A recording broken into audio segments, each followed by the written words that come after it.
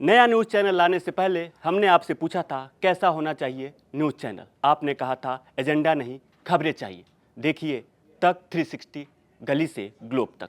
अंत में जितनी भी मुझे परीक्षाएं देनी थी इस एक साल में मैंने बहुत की। मैंने सबको एक करने की कोशिश की, मैंने सबको प्रणाम किया, सबको लेकर चली, लेकिन अब मैं इन परीक्षाओं को यही विराम देती हूँ। मैं सीता नहीं जो अग्नि परीक्षा दूंगी। पिछले एक साल में मैंने सनातन धर्म का प्रचार करने में कोई कसर नहीं छोड़ी। मैं अब कर्जे में डूब चुकी हूँ। कुछ ऐसी ही भावुक बातें करते हुए हर्षा रिछारिया ने अपना एक वीडियो जारी किया है। इस वीडियो के जारी होने के बाद न सिर्फ इस वीडियो की चर्चा हो रही है, बल्कि हर्षा रिछारिया के उस फैसले की भी चर्चा हो रही है जिसके बारे में उन्होंने इस वीडियो में जानकारी दी है।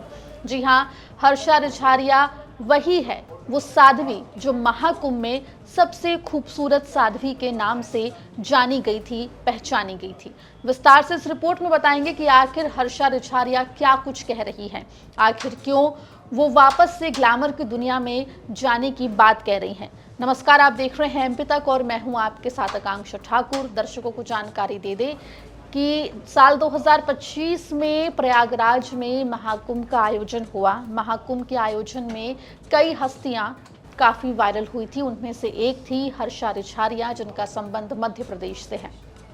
आपको बता दें, हर्षा रिछारिया महाकुंभ की सबसे खूबसूरत साध्वी के रूप में जानी गई।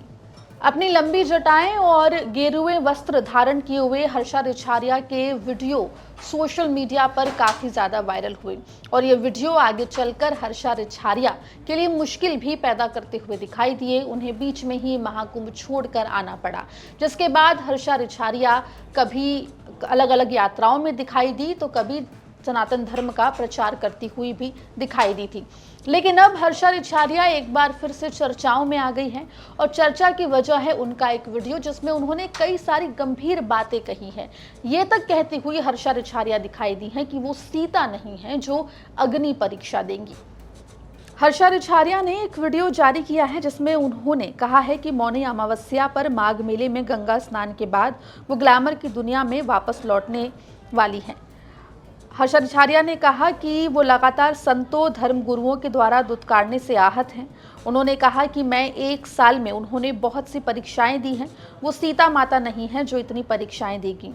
साथ ही उन्होंने आरोप लगाया कि वो अपनेपन की उम्मीद से धर्म की राह पर निकली थी, लेकिन लगातार उनका तिरस्कार हुआ है।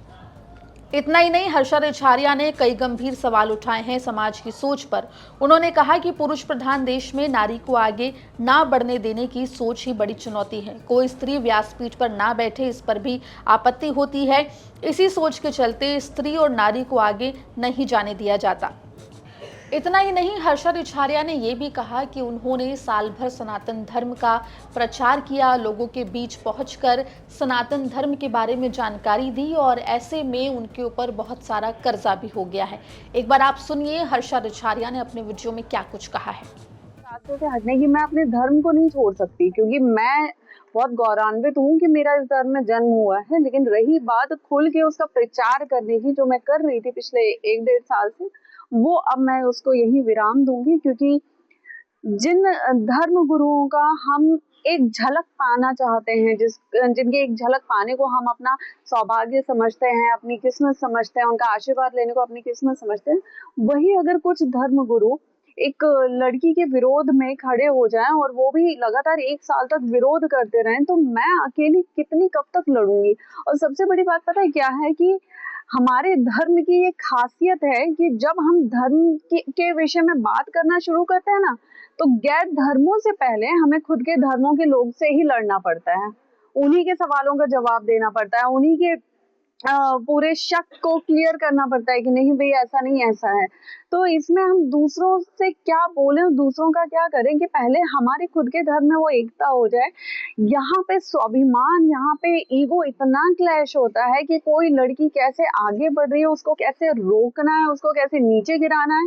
और सबसे बड़ी बात, ये हमारे पौराणिक काल से अभी तक चला आ रहा है कि अगर आप किसी लड़की का मनोबल, किसी स्त्री का मनोबल नहीं तोड़ पा रहे हैं तो उसके चरित्र को आप निचोड़ना शुरू कर दीजिए, फिर तो वो लड़की टूटेगी ही टूटेगी।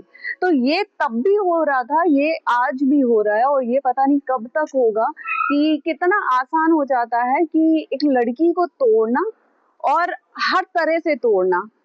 और आज मुझे लगता है कि अगर मेरे विरोध में 10 लोग भी खड़े हुए हैं तो वो 10 लोग कम से कम इतना मानते हैं कि मैं उन 10 के बराबर अकेली खड़ी हूँ। तो अंत में जितनी भी मुझे परीक्षाएं देनी थी इस 1 साल में मैंने बहुत की, मैंने सबको एक करने की कोशिश की, मैंने सबको प्रणाम किया, सबको लेकर चली, लेकिन अब मैं इन परीक्षाओं को यही विराम देती हूँ और अब मैं अपने पुराने काम को जो मैं करती थी उसको अच्छे से पूरा करूंगी। और मुझे लगता है कि वो ऐसा काम था जिसमें विरोध नहीं था, शांति से आप जी सकते थे। मुझे लगता था कि पहले धर्म के रास्ते में शांति है, लेकिन अब मुझे लगता है कि उसी पुराने काम में शांति है। मेरे खिलाफ जो विरोध हो रहे हैं वो एक पूरे मेजॉरिटी बना के हो रहे हैं कि सामने आप किसी के भी पास जाएंगे, आप किसी को भी पूछेंगे मेरे लिए, तो वो बोलेंगे हाँ बहुत अच्छी बेटी है, बहुत अच्छी बहन है, वो सनातन के लिए काम कर रही है, हम उसके साथ हैं। लेकिन आप इस चीज को नोटिस क्यों नहीं करते कि बैक कैमरा या विदाउट मीडिया कितने लोग मेरा सहयोग कर रहे हैं, कितने लोग मेरा साथ दे रहे हैं, कितने लोग मेरे साथ खड़े हैं? मुझे ये बता दीजिए। मेरे पीठ पीछे ये बातें होती हैं कि भाई उसका साथ किसी को नहीं देना है, मेरे पीठ पीछे कुछ संत मिलके ये विषय पूरा साझा करते हैं कि उनके साथ किसी को मिलना नहीं है, उनसे उनका कोई सहयोग नहीं करेगा। तो मैंने किया क्या है? सिर्फ इतनी गलती है कि मैं एक लड़की हूँ और मुझे महादेव ने नाम दे दिया है, बस इतनी गलती है, और वो नाम कुछ लोगों से पच नहीं रहा है। तो कुल मिलाकर हर्षा रिछारिया ग्लैमर की दुनिया में वापस लौटने का ऐलान कर चुकी हैं। आपको बता दें कि महाकुंभ में वायरल होने से पहले हर्षा रिछारिया एंकरिंग का काम किया करती थी, वो मॉडल थी, उनकी काफ़ी तस्वीरें सोशल मीडिया पर वायरल थी। लेकिन हर्षा रिछारिया उस वक्त चर्चा में आई जब महाकुंभ के दौरान वो एक रथ पर सवार दिखाई दी, लंबी जटाओं के साथ गेरुआ वस्त्र धारण किए सबसे सुंदर साध्वी के रूप में लोगों ने हर्षा रिछारिया को जाना। इसके बाद आपको बता दें कि बागेश्वर धाम के पीठाधीश्वर पंडित धीरेन्द्र शास्त्री की यात्राओं में भी हर्षा रिछारिया दिखाई दी थी। इसके अलावा अलग अलग जगहों पर धार्मिक कार्यक्रमों में भी हर्षा रिछारिया की मौजूदगी देखने को मिली। लेकिन अब हर्षा रिछारिया ग्लैमर की दुनिया में अपने पुराने काम में वापस लौटती हुई दिखाई दे रही हैं। एक तरफ जहां हर्षा रिछारिया ने कहा कि वो संतों के दुत्कारे जाने से आहत है, वहीं समाज की उस सोच के ऊपर भी सवाल उठाया जो महिलाओं को, लड़कियों को आगे नहीं बढ़ने देती है। लेकिन फिलहाल हर्षा रिछारिया का ये वीडियो जिसमें उन्होंने अपनी सारी बातें कही हैं और जो उन्होंने ऐलान किया या यूँ कहीं कि जो फैसला लिया है उसको लेकर सोशल मीडिया पर काफ़ी ज़्यादा चर्चा हो रही है। इस पूरे मुद्दे पर आपकी क्या राय है, हमें कमेंट सेक्शन में ज़रूर लिख के बताएं और मध्य प्रदेश जुड़ी तमाम खबरों के लिए बने रहिए MP तक के साथ।